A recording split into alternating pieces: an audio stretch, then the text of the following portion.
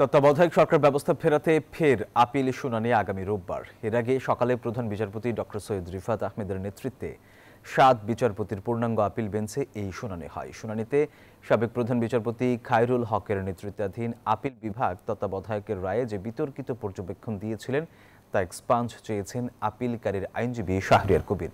পরে বিএনপির পক্ষে শুনানি করেন সিনিয়র আইনজীবী জয়নুল আবেদিন। বলেন, সর্বোচ্চ আদালতের ঘাড়ে বন্দুক রেখে তত্ত্বাবধায়ক সরকার বাতিল করে দেশে নৈরাজ্য সৃষ্টি করেছিল পলাতক ফ্যাসিস্ট সরকার। অপরাধ বিবেচনায় সাবেক প্রধান বিচারপতি খায়রুল হকের বিচার হওয়া উচিত বলেও আদালতকে জানান তিনি।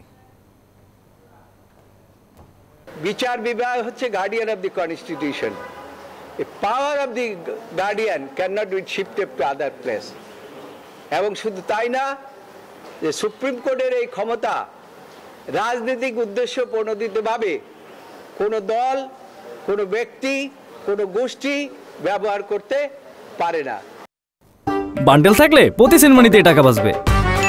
বিকাশ সেনমানি বান্ডেল কিনে জিতুন প্রতি লেনদেনে।